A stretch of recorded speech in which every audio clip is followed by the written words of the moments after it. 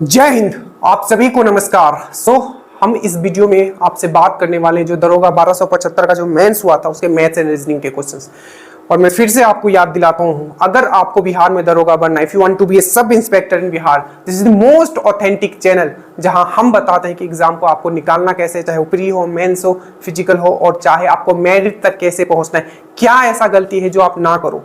1275 का मेरिट अभी आया है, ठीक है, और उसमें आपने एक चीज देखा होगा, और जितने लोग भी देखिए, मैं हमेशा कहता हूं, ठीक है, जो सक्सेस हुए उससे ज्यादा आप बेटर है कि अगर आप एक न्यू स्टूडेंट हो तो जो मेरिट से निकले उनसे आप जरूर मिले, आसपास उनसे थोड़ी देर बात करें, ठीक है। बहुत चीज आपको सीखने को मिलेगा, क्योंकि वो आपको बताएंगे कि जो हमसे इजी क्वेश्चन जो है वो गलत हो गया। अगर हम मैथ्स एंड रीजनिंग पूरा करते तो अगर मेरा इजी क्वेश्चंस भी अगर गलत होता तभी भी मेरा श्योर सिलेक्शन होता। और हमेशा मैं बोलता हूँ लक फैक्टर मायने रखता है। बहुत लोग टूटे होंगे, ठीक है, बहुत लोग टूट जाते हैं, ठीक है। तो जब टूटते हैं हम, ठीक है, कहना दो लाइन है कि जब हम टूटते हैं, ठीक है, तो हर कुछ बिखरा सा लगता है, किसी भी चीज में मन नहीं लगता, हर चीज से मोह उठ जाता है।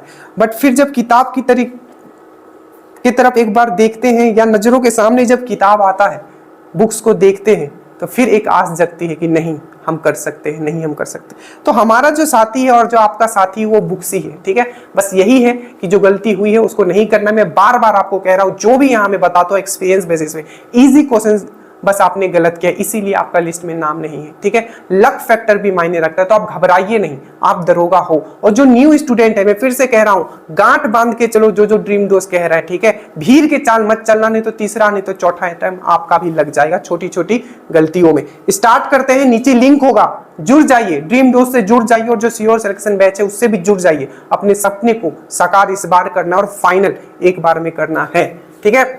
स्टार्ट करते हैं। देखिए, और एक चीज, जो भी एग्जाम्स में जो क्वेश्चंस आए थे, पहला क्वेश्चन लैंग्वेज किस तरीके से था, तो ओरिजिनल लैंग्वेज, किसी भी बुक में इस टाइप के लैंग्वेज नहीं मिलेंगे, ठीक है, क्योंकि मुझे जो लैंग्वेज याद है उसी लैंग्वेज में मैं आपको यहां करवा रहा हूं, ठीक है, जो ओरिजिनल लैंग्वेज दिया हुआ था, ठीक है।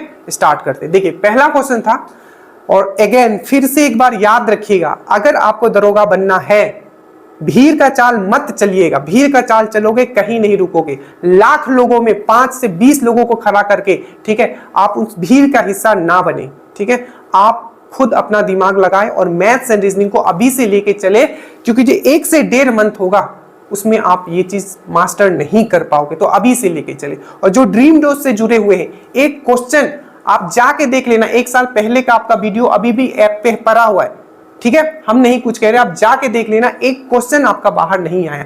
इवन ये भी क्वेश्चंस आपको करवाया गया था, आप जाके देख लेना प्रोबेबिलिटी वाले सेक्शन में। बस जितना आपको करवा दिया गया है उतना आपको करना है, क्योंकि हमेशा याद रखिए, एज ए स्टूडेंट में आपके सामने खड़ा हूं, और मैं फिर से कहता हूं कि टीचर सब चीज पढ़ा देगा, ठीक है, क्योंकि उसको एग्जाम नहीं देना है। बट याद रखिएगा, आपको एक स्टूडेंट पॉइंट ऑफ व्यू से पढ़ना है, इतना पढ़ना है कि एग्जाम से 1 मंथ पहले आप हर एक चीज आप रिवाइज कर पाओ। तो अपना सोर्स जो है लिमिटेड रखिए, और मैथ्स एंड रीजनिंग का भी सोर्स आपको लिमिट करना बहुत जरूरी है कि सर हमें पढ़ना कितना है। तो वो आप प्रीवियस ईयर से कर सकते हो, आपको समझ में आएगा, और हमने यूट्यूब पे भी डाला है। स्टार्ट करते हैं। देखिए, पहला क्वेश्चन था, ठीक है, सेम आपका इसी तरीके का आपका लैंग्वेज दिया हुआ था, ठीक है। A card is drawn at a random from a well-shuffled pack of 52 playing cards. Find the probability of getting neither a red card nor a queen. मतलब क्वेश्चन ये बोल रहा है, ठीक है, कि एक कार्ड हम लोग निकालते हैं। टोटल कार्ड कितना होता है, जो ताशपत्ती आप लोग खेलते हो 52 कार्ड्स होते हैं उसमें, ठीक है।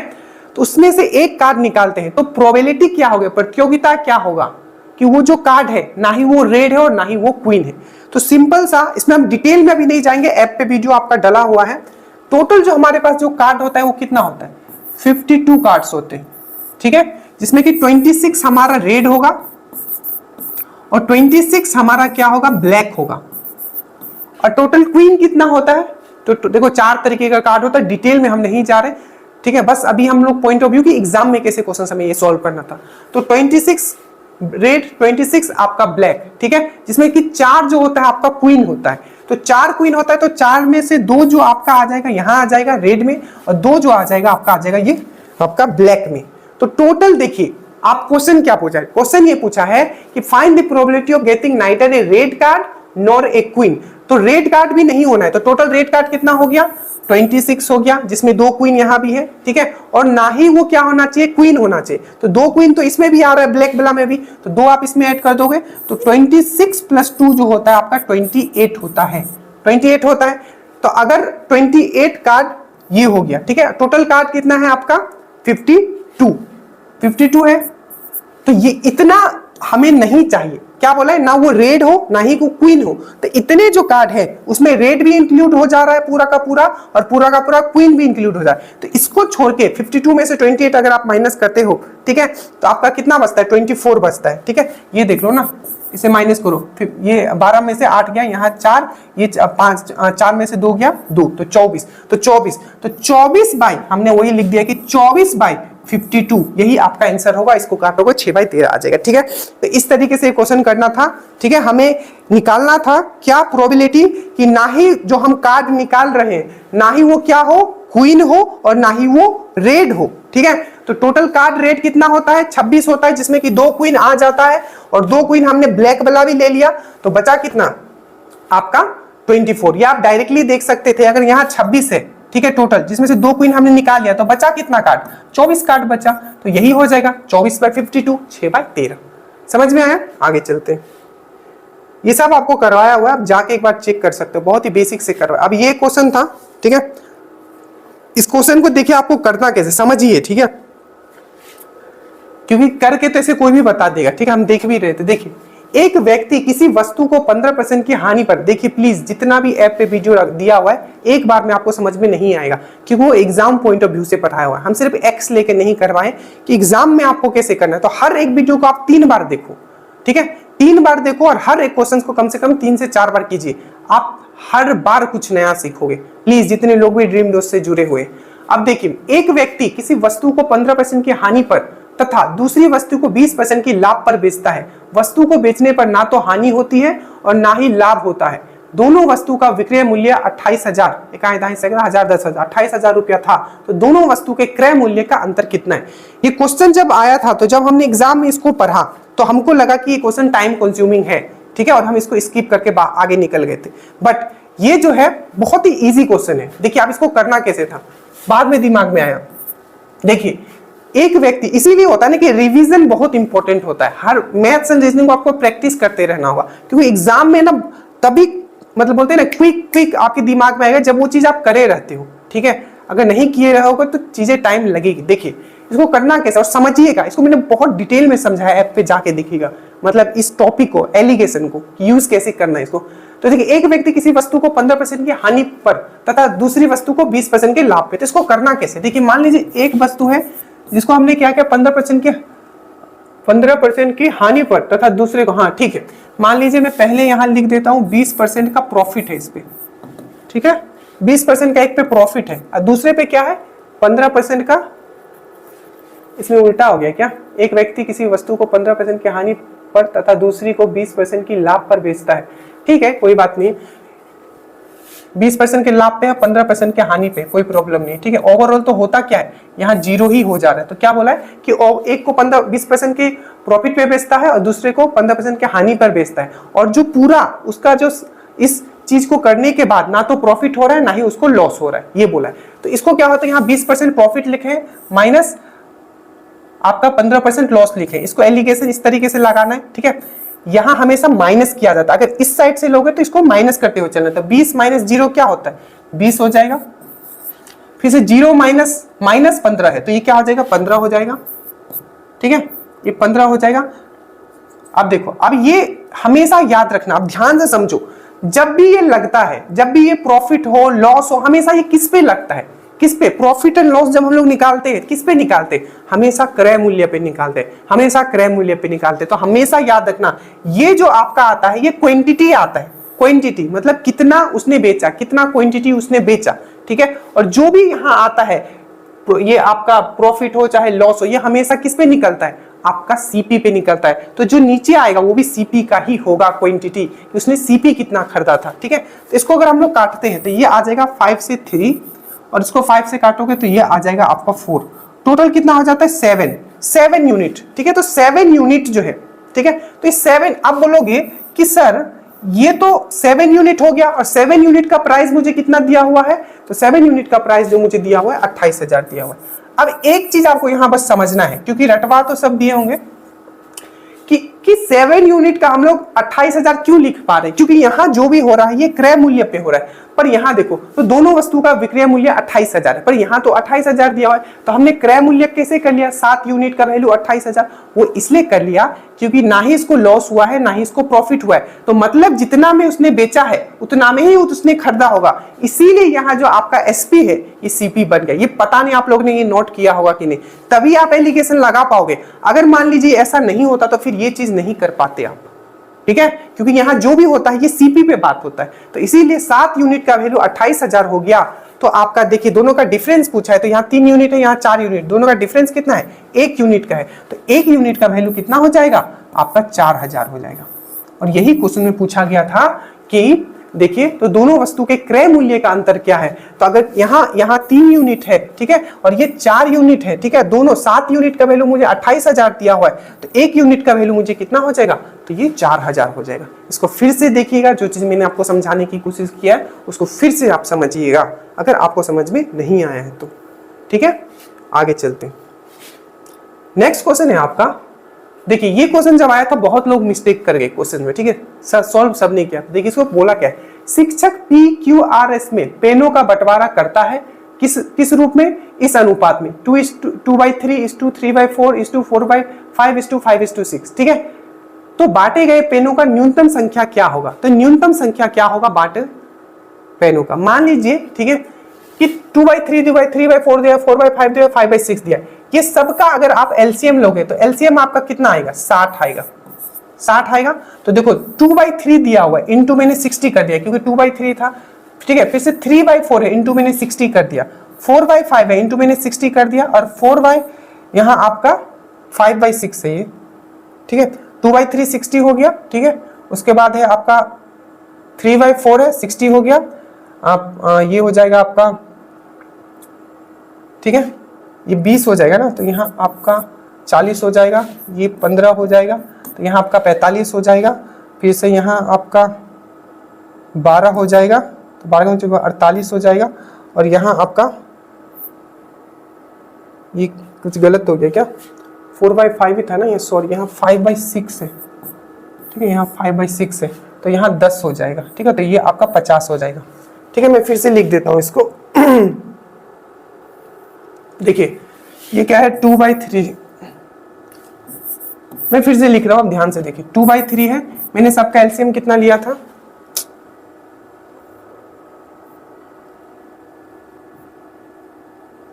2/3 है ना, 2/3 है, एलसीएम कितना लिया है, 60 लिया है, ठीक है।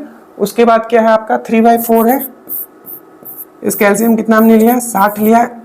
उसके बाद आपका 4/5 है, इसका एलसीएम हमने कितना लिया है, 60 लिया। तो देखिए ये तो डायरेक्टली आपका आ जाएगा, ठीक है, 20 हो जाएगा, तो यहाँ आपका 40 हो जाएगा ये, ठीक है। इसका हो जाएगा आपका 15, तो ये आपका 45 हो जाएगा, ठीक है। उसके बाद यहाँ कितना था आपका 4/5, 4/5, ठीक है, तो ये 12 हो जाएगा, और ये हो जाएगा आपका 12 के 5 48, ये हो जाएगा आपका 48, और लास्ट वाला जो है ये है आपका 5/6, तो यहाँ मैं 5/6 लिख देता हूँ, इंटू में आपका मैं 60 लिख देता हूँ, तो ये आपका 50 आ जाएगा, ठीक है। बस आप इसको कुछ नहीं करना था, बस इसको ऐड करना था, 50, 40, 45 और 48 इसको ऐड करोगे, ठीक है, तो आपका आंसर जो आ जाएगा 120। अब आपको ये समझना चाहिए क्या इसका आंसर 483 ही होगा, ठीक है, या 483 का मल्टीपल भी हो सकता है, गुणन भी हो सकता है, क्योंकि हो सकता था 183 के जगह आपको इसका डबल भी दिया हो, ठीक है, यहाँ 6 हो जाएगा, ठीक है, 8 16 हो जाएगा, और ये 266 हो जाएगा, 3 6 8 16 और 2 1 2, यहाँ 3 हो जाएगा, ठीक है, 6 8 16 और 2 1 2 3, तो ये 366 भी वहां दिया रह सकता था। बट यहाँ क्वेश्चन क्या पूछा है, न्यूनतम कितना पेन हमें चाहिए कि कम से कम इस रेशियो में हम लोग बांट सके, तो अगर लीस्ट पूछा है तो इसका 183 होगा, ठीक है, समझ में आया। चलिए लंबा खींच जाएगा ऐसे, नहीं तो क्लास थोड़ा फास्ट करेंगे हम लोग, ठीक है, कंसेप्ट का बात अभी नहीं करेंगे। अब देखिए ये क्वेश्चन आपको हमने बताया था कि बिना डायरेक्शन का आपको किस तरीके से करना है, ठीक है। देखिए ए पूरब की ओर 40 में, इसको मैंने बताया था बिना डायरेक्शन मतलब बिना खींचे हुए कैसे बनाना है, ठीक है।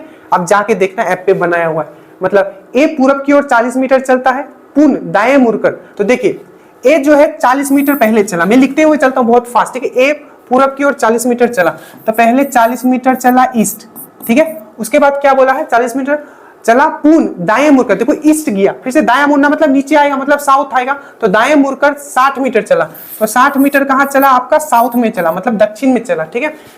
साउथ में आ गया, फिर से ये नीचे आ गया, ये दिमाग में चलने के लिए मैंने आपको समझाया था, ठीक है। तो 60 मीटर चला, फिर बाएं मुड़कर 60 मीटर चला, फिर बाएं मुड़ा, और देखो तो साउथ में आ गया, साउथ में आया, फिर से बायां मुड़ा, बायां मुड़ा मतलब उधर जाएगा, तो फिर से ईस्ट चला, कितना 40।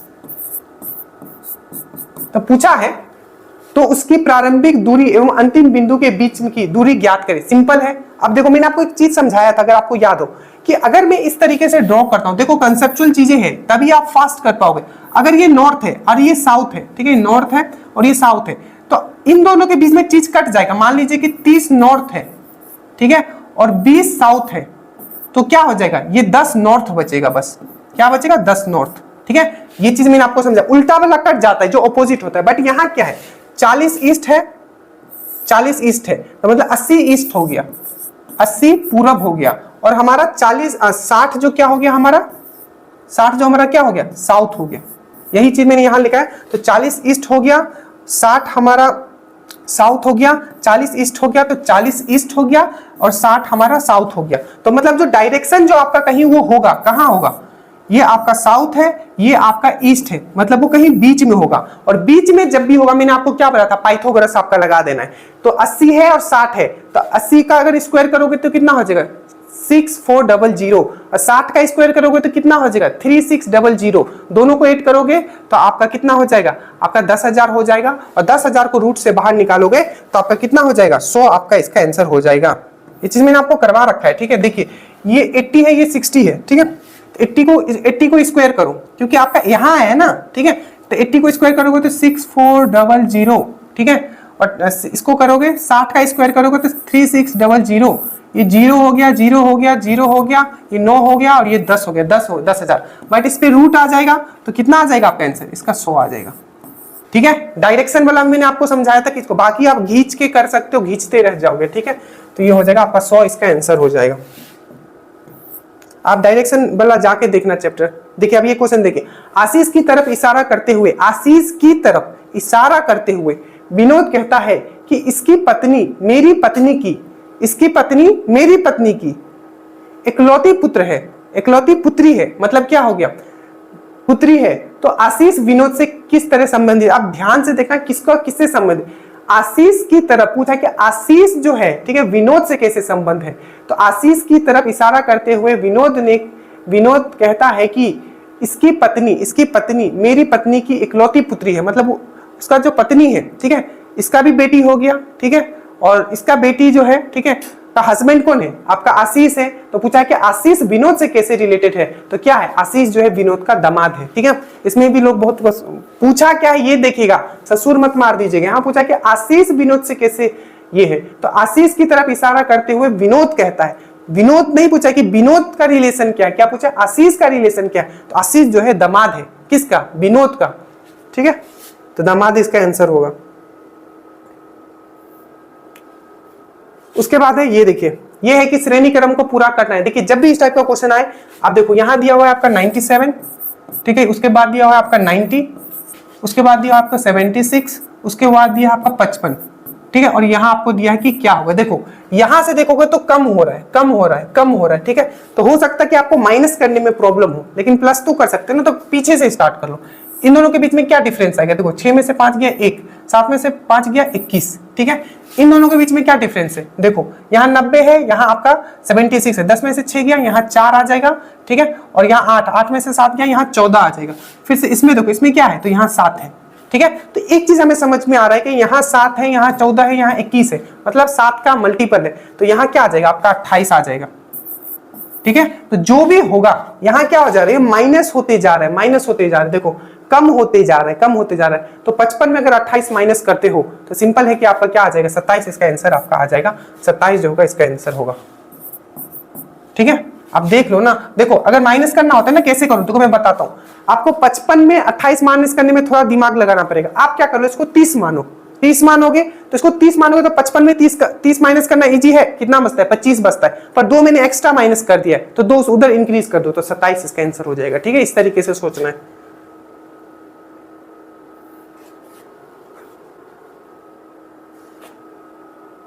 ठीक है, ये क्वेश्चन तो मैंने आपको पहले भी करवा रखा है, एपी का है। ठीक है, आप इसका कमेंट करना आंसर, बहुत बार मैं इसका फॉर्मूला लिख देता हूँ। ए एन इक्वल टू होता है ए प्लस एन माइनस 1 और डी।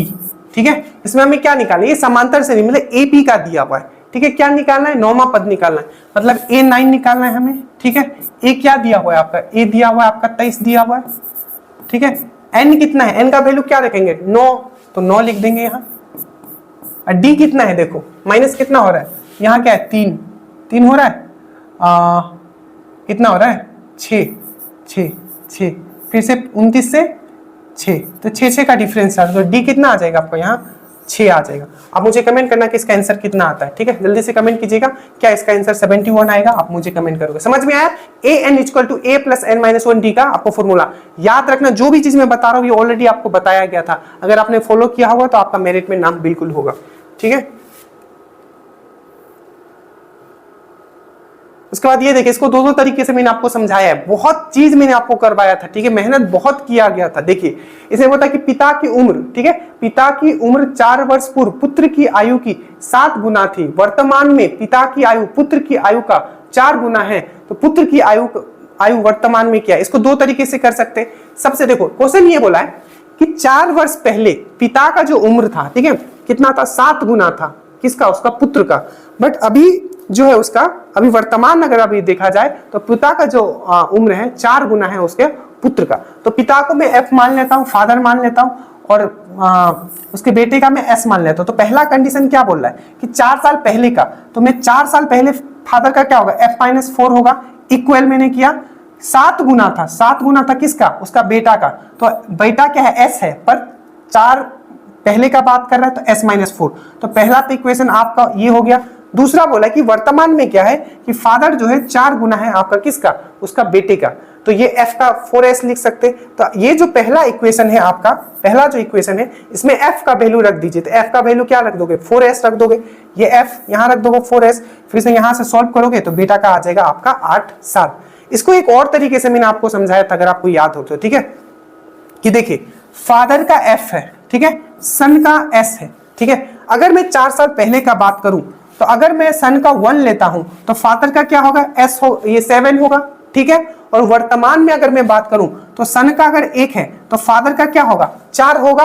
ठीक है, और इन दोनों का अगर मैं डिफरेंस निकालूं, माइनस करूं, तो यहाँ 4 आएगा, यहाँ 4 आएगा, क्योंकि 4 साल का ही डिफरेंस है ना, ये चीज मैंने आपको समझाया है। ठीक है, तो 4 साल का ही डिफरेंस है, तो नीचे हम लोग 4 लिख सकते हैं। इसके बाद मैंने क्या बताया, इसको आप इससे मल्टीप्लाई कर देना, इसको आप इससे मल्टीप्लाई कर देना। ये बहुत बेहतरीन ट्रिक मैंने बताया था, ये सिर्फ इसमें नहीं बहुत सारे क्वेश्चंस में काम करता है। तो 4 इंटू 1 4, 7 इंटू 1 7, तो क्या लिखते थे, 7 माइनस 4 कितना हो जाता है, 3। ठीक है, 3 हो जाता था। उसके बाद मैंने इसको इससे मल्टीप्लाई करने वाला था, इसको इससे मल्टीप्लाई करने वाला, तो 4 इंटू 4 कितना हो जाता है, 4 इंटू 4 4 4 4 16, तो ये कितना हो जाएगा 16 माइनस 4। तो यहां हमें वैल्यू मिल जाता है, 3 यूनिट का वैल्यू मुझे मिल जाता है 12। ठीक है, 12। तो 1 यूनिट का वैल्यू कितना मिल जाएगा, मुझे 4 मिल जाएगा। तो यहाँ 1 यूनिट का वैल्यू मैं 4 रख दूंगा। ठीक है, तो ये 4 साल पहले का निकल जाएगा, तो अभी का क्या निकल जाएगा, इसमें 4 आप और ऐड कर दोगे तो 8 इसका आंसर निकल जाएगा। ठीक है, ये बहुत बेहतरीन ट्रिक मैंने आपको पहले भी समझाया था, अगर आपको याद है तो। ठीक है, चलिए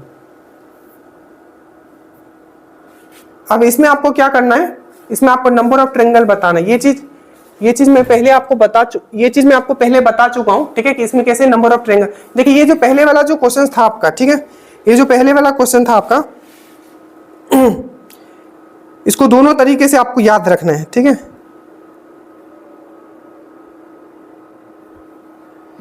इसको आपको दोनों तरीके से आपको याद रखना है, ठीक है। इसमें आपको दोनों तरीके से आपको याद रखना है। पहले वाला क्वेश्चन उसे बहुत अच्छे तरीके से मैंने आपको समझाया, दोनों तरीका याद रखिएगा। सेकंड वाला तरीका से बहुत सारे क्वेश्चन। अब देखो इसमें पता नहीं नंबर ऑफ ट्रायंगल कैसे कितना है, मैंने आपको बहुत बार समझाया। जब भी इस टाइप का हो तो सबसे पहले तो अगर ये इस टाइप का दिया हुआ है, ठीक है, तो ये 1 है, 2 है, 3 है, 4 है, 4 है, तो इसको सबसे पहले 1 2 3 4 अगर ऐसा कुछ बना हुआ है तो सबसे पहले जितना है उसका डबल कर दो। तो 4 बना, 1 2 3 4, तो इसको डबल कर दो, तो 4 × 2 हो गया आपका 8, ठीक है। उसके बाद ये तो 8 हो गया कि इसमें कितना है, तो इसमें मेरा 8 निकल गया, इसमें हो गया। अब देखो ये एक बाहर है 9, ये एक बाहर है 10, इतना चीज आपको समझ में आया। अभी देखिए इसके बाद आपका एक बनेगा आपका ये 11 और ये आपका बनेगा 12, तो टोटल जो है आपका कितना है, इसमें टोटल आपका 12 ट्रायंगल है, आपको याद रखना है, ठीक है। चलिए उसके बाद हम लोग इसमें आते हैं। अब देखो अगर आप शुरू से जुड़े हुए तो हमने आपको क्या बताया था कि कोडिंग डिकोडिंग में आपको याद रखना है 2 चीज। पहला हमने आपको क्या याद करवाया था कि z का वैल्यू 26 है, ठीक है, m का वैल्यू 13 है, u का वैल्यू 21 है, v का वैल्यू 22 है, t का वैल्यू 20 है, s का वैल्यू 19 है, w का वैल्यू 23 है। ये वाला जुबान पे आपको होना चाहिए था, मैंने ट्रिक भी कुछ कुछ बताया था। एक और चीज मैंने आपको याद करवाया था ऑपोजिट वाला, a का ऑपोजिट z, b का opposite boy y, b-o-y boy, b का अपोजिट y, c का अपोजिट x क्रक्स, d का अपोजिट w ड्यू, ठीक है, e का अपोजिट EV, ठीक है, e, ठीक है। तो इस तरीके से मैंने आपको याद करवाया था। तो पहला उसी पे डायरेक्टली छपा था आपका, देखिए तो पहला था आपका,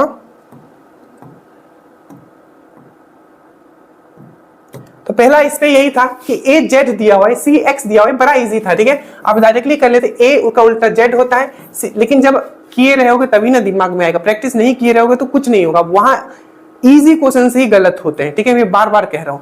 तो ए जेड, ठीक है, बाहर से बोलना बहुत इजी होता है, ठीक है। सी एक्स क्रक्स, सी का उल्टा एक्स होता है, फू एफ का उल्टा यू होता है। उसी तरीके से देखो हमेशा मैंने बताया था आर का उल्टा क्या होता है, आई होता है, तो ये तो होगा ही नहीं, ठीक है। आई का उल्टा क्या होता है, आई और आर साथ में होता है, तो ये तो होगा ही नहीं, तो ये होगा, क्योंकि जे का उल्टा क्या होता है, क्यू होता है। नेक्स्ट देखिए डी टी ई यू जी डब्ल्यू।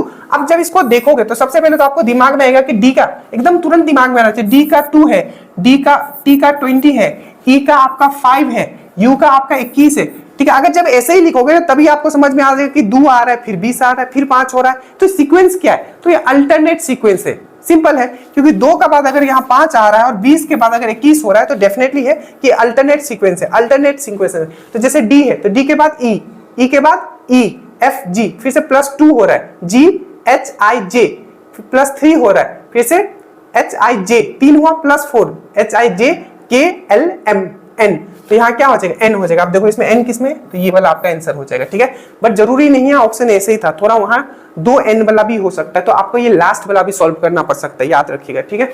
बाकी ये देखिए B D F A C E J L N, तो इसमें क्या होगा, आप दिमाग लगाओ, ठीक है, इसमें दिमाग लगाओ। देखो जो बी है तो बी सी डी +2 हो रहा है, B C D, D E F +2 हो रहा है। उसके बाद ए है, ए के बाद फिर से +2 है, ए बी सी, सी के बाद फिर से +2 हो रहा है, सी डी ई, जे, जे के बाद फिर से जे, जे आई, देखिए जे के एल +2, एल एम एन +2, तो +2 हो रहा है। तो देखो +2 P Q R S T, S T ये नहीं होगा, +1 हो रहा है, जे के +1 हो रहा है, आई जे के यहाँ हो रहा है, आई जे के हो रहा है, तो के ये इसमें से चाहे इसमें से कोई एक होगा, तो आई जे के हो रहा है, के एल एम, तो +2 होना चाहिए था, तो आई जे के एल एम, एम होना चाहिए था, ये +3 हो गया, तो ये आपका आंसर हो जाएगा, क्योंकि +2 जा रहा है। तो आई हो गया, जे के हो गया, एल एम तो +2, तो ये हो गया, ठीक है।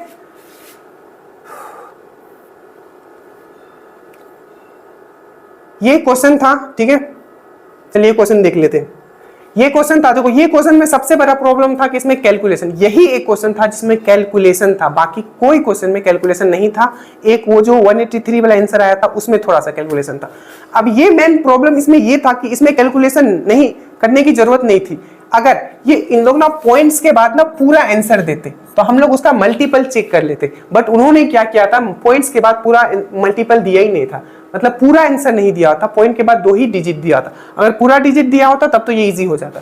देखो एक ठोस के गेंद का व्यास 4.2 सेंटीमीटर है, घनत्व मतलब डेंसिटी, घनत्व 8.9 ग्राम पर सेंटीमीटर क्यूब है, तो गेंद का द्रव्यमान क्या है? देखिए द्रव्यमान मतलब होता है डेंसिटी, तो डेंसिटी का फॉर्मूला क्या होता है? मास बाय वॉल्यूम, ठीक है, मास बाय वॉल्यूम।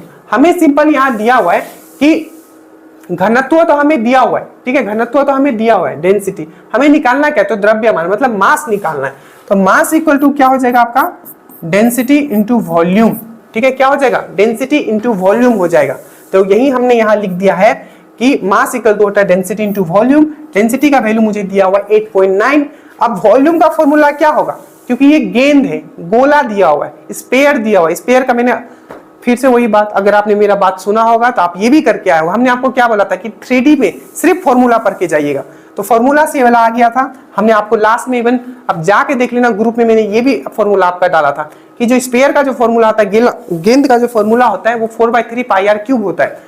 तो 4/3 मैंने लिख दिया, यहाँ 22/7 लिख दिया, और r का वैल्यू मैंने 2.1 लिखा, क्योंकि यहाँ जो दिया हुआ है व्यास दिया हुआ है, डायमीटर दिया हुआ है, तो आधा इसको करेंगे तो 2.1 आएगा, इसको सॉल्व करोगे तो 345.39 आएगा।